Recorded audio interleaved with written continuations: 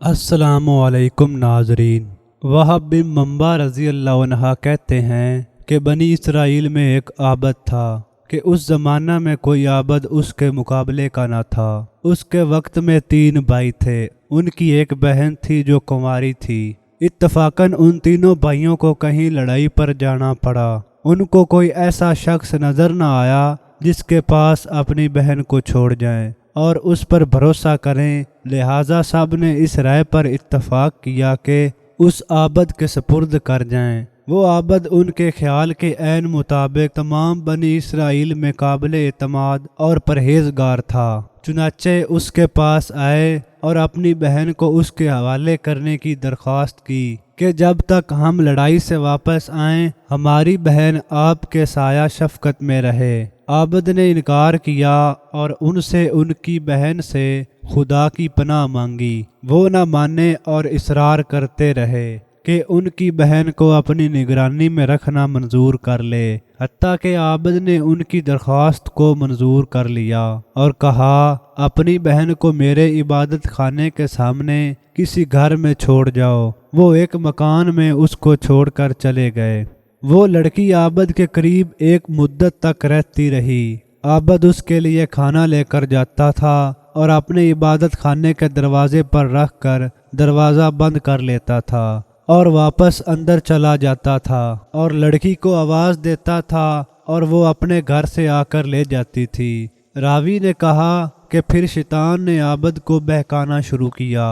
ابتداً اس کو خیر کی ترغیب دیتا رہا اور لڑکی کا دن میں عبادت خانے تک آنا اس پر برا زہر کرتا رہا کہ کہیں ایسا نہ ہو کہ یہ لڑکی دن میں کھانا لینے کے لیے گھر سے نکلے اور کوئی شخص اس کو دیکھ کر اس کی پاکیزگی میں فتنہ فساد برپا کرے۔ بہتر یہ ہے کہ اس کا کھانا لے کر اس کے دروازے پر رکھ آیا کرے، اس پر اجر عظیم ملے گا۔ غرض یہ کہ عابد کھانا لے کر اس کے گھر جانے لگا۔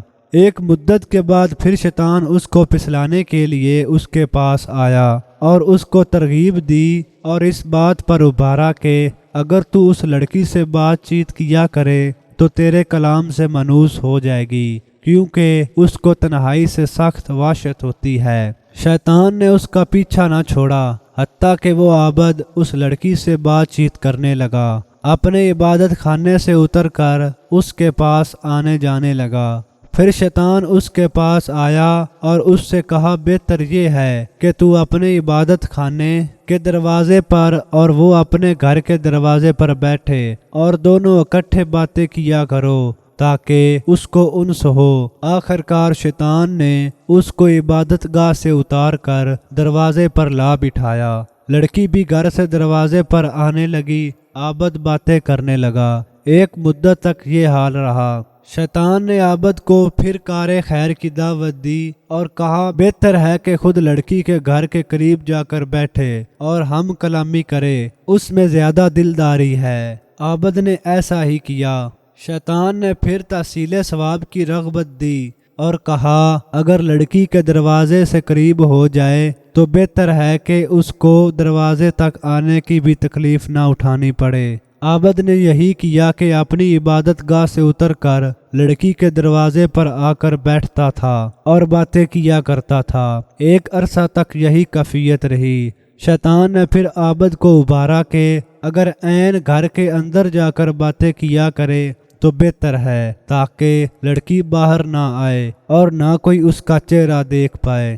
غرض عابد نے یہ طریقہ اختیار کیا کہ لڑکی کے گھر کے اندر جا کر دن بھر اس سے باتیں کیا کرتا اور رات کو اپنی عبادت گاہ میں واپس چلا آتا۔ اس کے بعد شیطان اس کے پاس آیا اور لڑکی کی خوبصورتی اس پر ظاہر کرنے لگا، یہاں تک کہ عابد نے لڑکی کے زانوں پر ہاتھ مارا اور اس کے رخسار کا بوسہ لے لیا۔ پھر روز بروز شیطان لڑکی کو اس کی نظروں میں آرائش دیتا رہا اور اس کے دل میں غلبہ کرتا رہا، حتیٰ کہ عابد نے اس لڑکی سے ہم بستری کی اور لڑکی حاملہ ہو گئی اور اس لڑکی نے ایک لڑکا جنا۔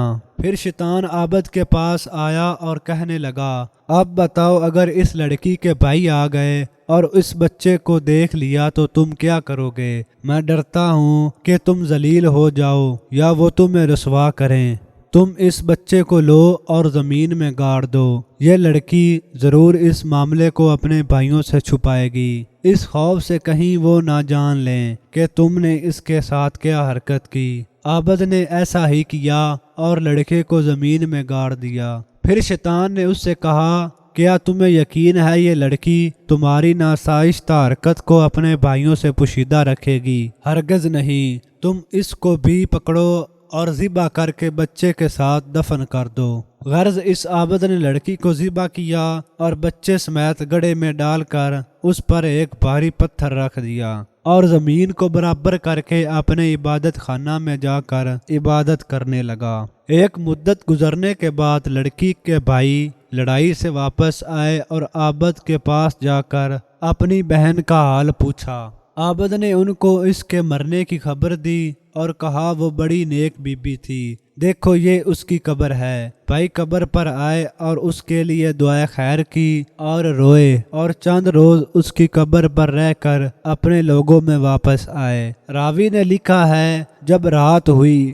اور وہ اپنے بستروں پر سوئے تو شیطان ان کے خواب میں ایک مسافر آدمی کی صورت میں بن کر آیا۔ پہلے بڑے بھائی کے پاس گیا اور اس کی بہن کا حال پوچھا۔ اس نے عابد کا اس کے مرنے کی خبر دینا اور اس پر افسوس کرنا اور مقام قبر دکھانا بیان کیا۔ شیطان نے کہا، سب جھوٹ ہے، تم نے کیوں کر اپنی بہن کا معاملہ سچ مان لیا؟ عابد نے تمہاری بہن سے بدفعلی کی اور وہ حاملہ ہو گئی اور اس نے ایک بچہ جنا۔ عابد نے تمہارے ڈر کے مارے اس بچے کو اس کی ماں کے سمیت ذبح کیا اور گڑھا کھود کر دونوں کو اس میں ڈال دیا۔ جس گھر میں وہ تھی اس کے اندر داخل ہونے میں وہ گڑھا داہنی جانب پڑتا ہے۔ تم چلو اور اس گھر میں جا کر دیکھو، تمہیں وہاں دونوں ماں بیٹا ایک جگہ ملیں گے، جیسا کہ میں تم سے بیان کر چکا ہوں۔ ایسے باری باری تینوں بھائیوں کو خواب میں آ کر شیطان نے سب کچھ بتا دیا۔